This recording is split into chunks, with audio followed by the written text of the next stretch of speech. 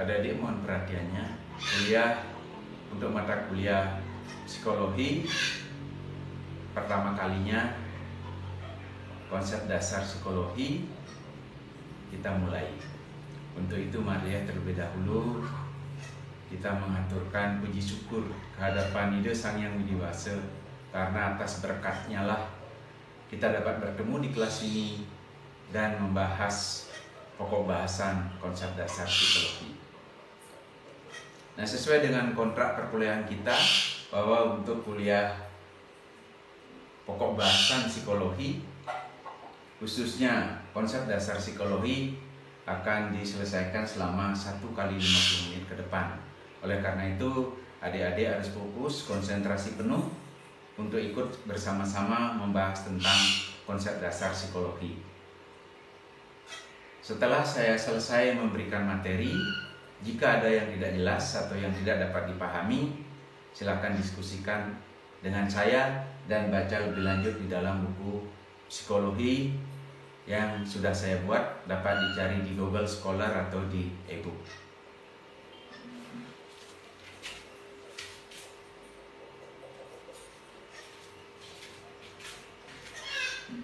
Tujuan perkuliahan atau pembelajaran yang pertama adalah setelah mahasiswa memperoleh pengalaman belajar, mahasiswa mampu menjelaskan pengertian psikologi. Yang kedua, mahasiswa mampu mengidentifikasi sejarah psikologi. Yang ketiga, mahasiswa mampu membedakan teori atau perspektif dalam psikologi. Dan yang keempat, mahasiswa mampu menguraikan ruang lingkup psikologi. Jadi ada 4 tujuan yang akan kita capai dalam perkuliahan konsep dasar psikologi.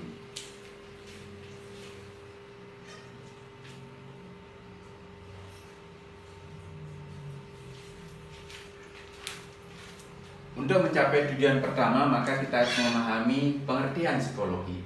Psikologi pada umumnya dimengerti sebagai ilmu jiwa.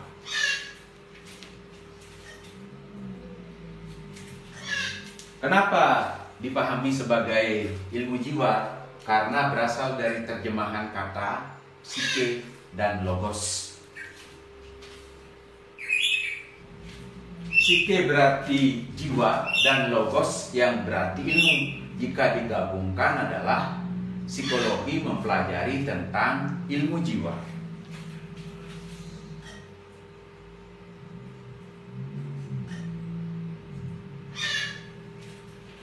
Namun demikian, ternyata jiwa dipandang terlalu abstrak.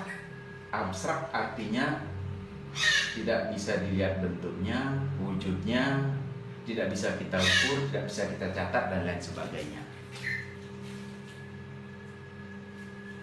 Nah, ilmu pengetahuan menghendaki objeknya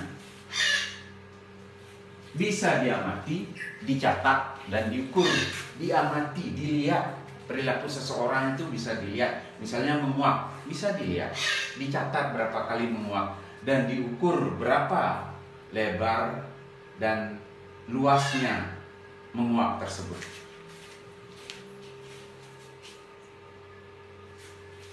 Nah, kemudian dalam perkembangannya ada seorang tokoh namanya Watson, 1878 sampai 1958. Beliau mengemukakan bahwa psikologi itu adalah ilmu yang mempelajari perilaku, bukan jiwa. Karena jiwa terlalu abstrak. Jadi perilakunya yang dipelajari.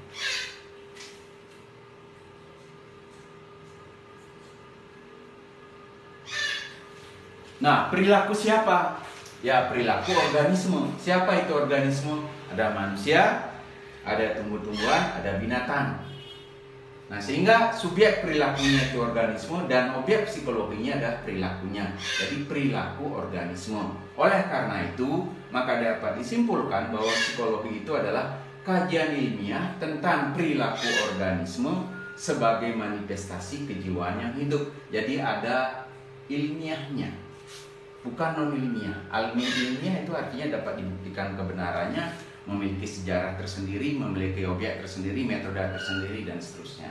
Jadi perilaku sebagai manifestasi kejiwaan yang hidup. Jika jiwanya hidup, jiwanya ada di dalam raganya, maka berperilaku. Perilaku itulah yang kita pelajari.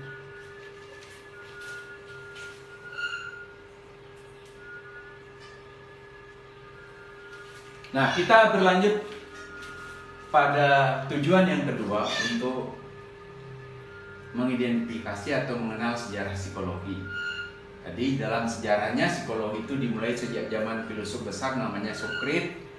Ya, tahunnya sudah jelas. Kemudian ada Aristoteles, telah berkembang filsafat mental, body mind problem. Filosof yang secara jelas membahas persoalan ini adalah Rene Descartes. Beliau memandang jiwa dan raga tidak dapat dipisahkan, maka muncul yang namanya filsafat body mind problem.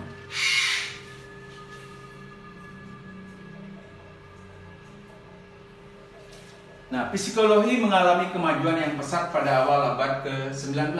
Banyak dilakukan eksperimen fisika, biologi, dan kimia yang mencakup reaksi manusia pada kondisi tertentu.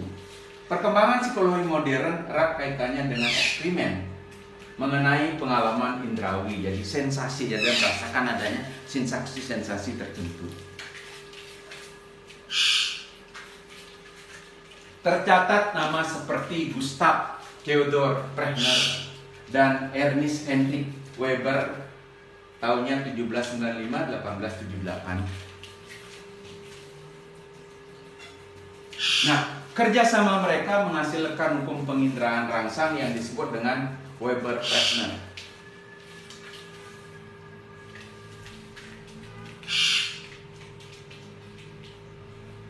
Nah, kemudian muncul tokoh psikologi eksperimen yang amat terkenal. Namanya adalah Wilhelm Wundt, tahun 1832 sampai 1920. Melakukan berbagai eksperimen proses-proses kesadaran, penginderaan, dan perasaan.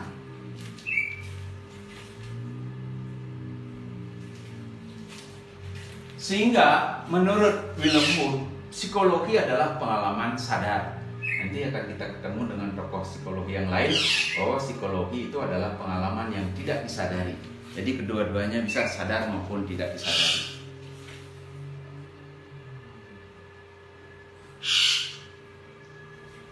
Nah, kemudian tahun 1879 Wundt dan murid-muridnya mendirikan laboratorium psikologi di Leipzig, Jerman. Peristiwa ini dipandang sebagai saat lahirnya psikologi, sebagai ilmu yang mandiri di luar filsafat, biologi, fisika maupun kimia. Jadi memiliki metode tersendiri, objek tersendiri, sejarah tersendiri, dan seterusnya. Maka dia menjadi suatu ilmu. Sehingga Wilhelm Wundt terkenal sebagai bapak psikologi eksperimental.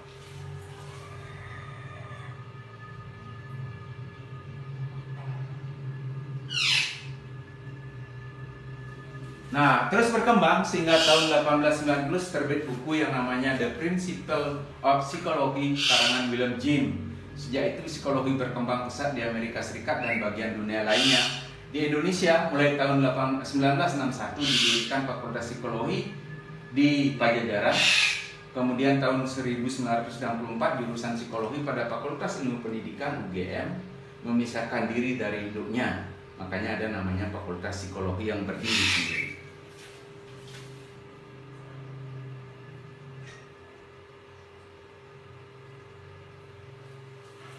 Nah, adik kita lanjutkan kajian materinya untuk mencapai tujuan yang ketiga, yaitu dapat membedakan berbagai teori atau perspektif psikologi. Yang pertama adalah perspektif psikodinamika, berarti jiwa yang aktif, ada pergulatan mental terutama ketidaksadaran, unconscious, yang tersembunyi, tidak disadari. Tokohnya adalah Sigmund Freud, memulai semuanya dengan menggunakan istilah psikoanalisis mulai 1896. Tahun 1896 Sigmund Freud memulai semuanya dengan menggunakan istilah psikoanalisis atau psikoanalitik.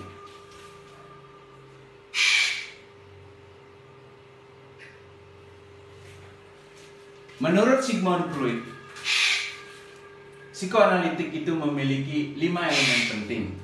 Yang pertama adalah kesadaran, prasadar, ketidaksadaran. Yang kedua libido, yaitu energi bawaan sejak lahir. Satu diantaranya adalah kegiatan seksual.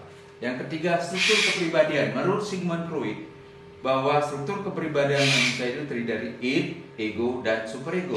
Id dorongan, insting, keinginan. ego pemuasan kebutuhan, pemenuhan, dan superego norma, larangan, nilai yang terdapat dalam diri seseorang.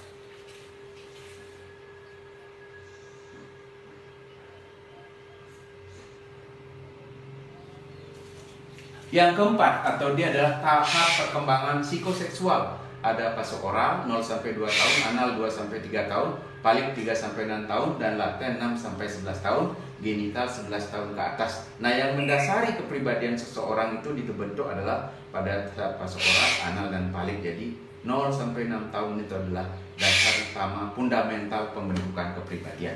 Kemudian ada mekanisme pertahanan diri.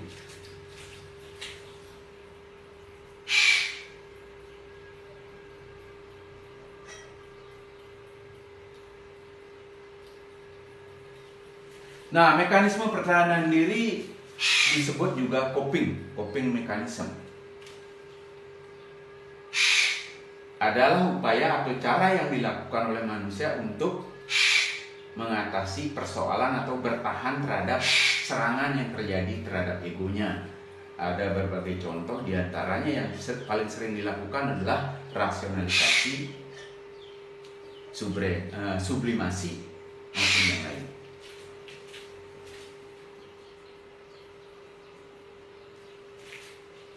Nah, ini kaitannya elemen yang pertama, yaitu kesadaran dan ketidaksadaran. Ya, ini tingkat sadar. Ini adalah namanya fenomena gunung es. Ini lautan yang luas, kemudian ini di permukaan. Nah, gunung ini nampaknya kecil adanya, tapi padahal gunung ini sangat besar. Sehingga ada kapal yang tidak menyadarinya, maka tabrak, hancur, atau tenggelam kapalnya. Jadi fenomena kesadaran prasadar dan ketidaksadaran itu tergambar seperti ini, fenomena gunung es. Jadi yang banyak itu adalah yang tidak disadari atau pikiran bawah sadar, subconscious mind. Yang disadari itu sedikit, ya. Kemudian ada alam prasadar, alam mimpi, alam mengingat kembali suatu kenangan. 88% perilaku manusia adalah tidak disadari, hanya 12% yang disadari.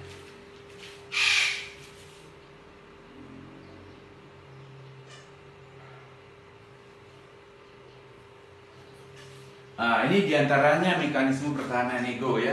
Coping mechanism, ada cara-cara untuk melindungi diri kita dari hal-hal yang tidak menyenangkan secara tidak sadar. Pertama, identifikasi, meniru perilaku orang lain. Kemudian ada represi, menekan ke bawah sadar kita. Ada regresi, berperilaku seperti sebelumnya atau seperti anak kecil. Sublimasi, mengganti perilaku yang tidak membahagiakan dengan perilaku yang membuat dirinya bahagia atau mencapai kesuksesan, menjadi wanita karir misalnya. Rasionalisasi, membuat alasan yang seolah-olah masuk akal, padahal sebenarnya tidak masuk akal. Kemudian ada menarik diri, withdrawal, punya masalah nggak mau keluar, tetap di dalam kamar atau tidak mau bertemu dengan orang-orang.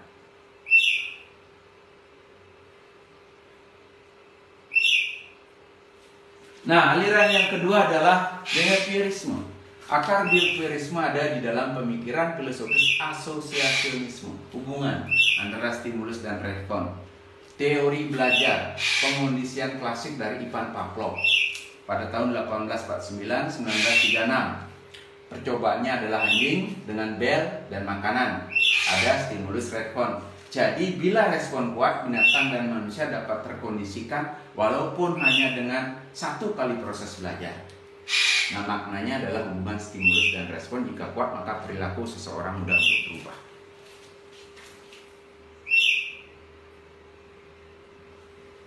Nah, dengan pendekatan teori ini berhasil dikembangkan beberapa jenis terapi. Di antaranya terapi desensitisasi, mengurangi kepekaan secara bertahap. Ya, pengurangan tekan secara bertahap antara stimulus dan respon dengan memperkenalkan stimulus secara perlahan.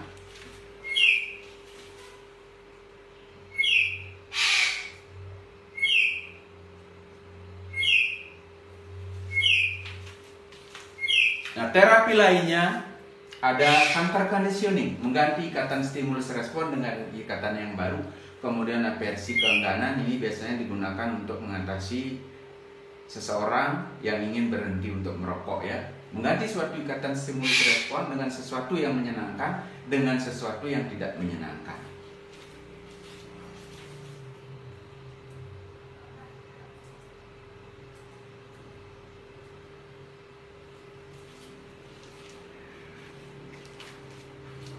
Perspektif teori yang ketiga adalah teori kognitif, berarti berpikir.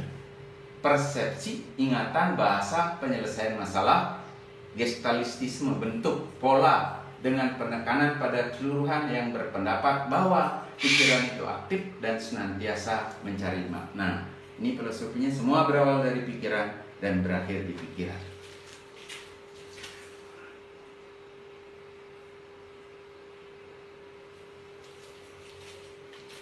Nah, adik-adik semuanya, kita sekarang sampai pada tujuan pembelajaran yang keempat, yaitu menguraikan ruang lingkup psikologi. Nah, psikologi itu dibedakan dalam dua golongan besar. Psikologi yang menyelidiki dan mempelajari tentang manusia, dan psikologi yang menyelidiki dan mempelajari tentang hewan.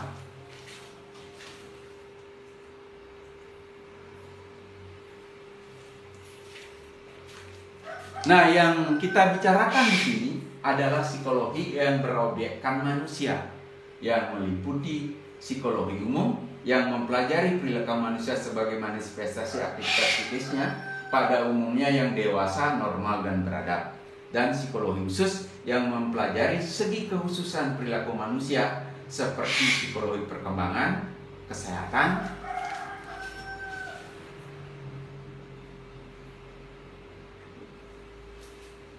kemudian ada psikologi pendidikan, psikologi sosial, dan seterusnya. Ya, berkembang terus sesuai dengan era dan kebutuhan zaman. Nah, adik-adik semuanya, dari pembelajaran tadi maka dapat disimpulkan tentang konsep dasar psikologi. Yang pertama, psikologi merupakan kajian ilmiah tentang perilaku organisme sebagai manifestasi kejiwaan yang hidup. Yang kedua, jiwa dan raga tidak dapat dipisahkan, body mind problem. Yang ketiga, teori perspektif psikologi yang paling sering digunakan adalah perspektif psikoanalisis atau psikoanalitik. Yang keempat, ruang lingkup psikologi meliputi psikologi umum dan psikologi yang bersifat khusus.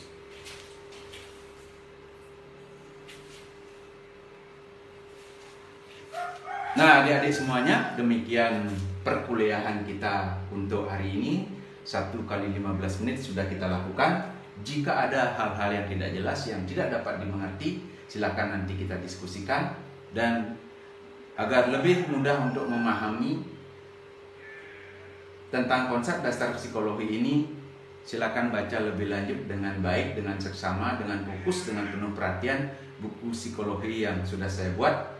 Tadi di awal sudah saya katakan, bisa dicari di Google Scholar dan e-book.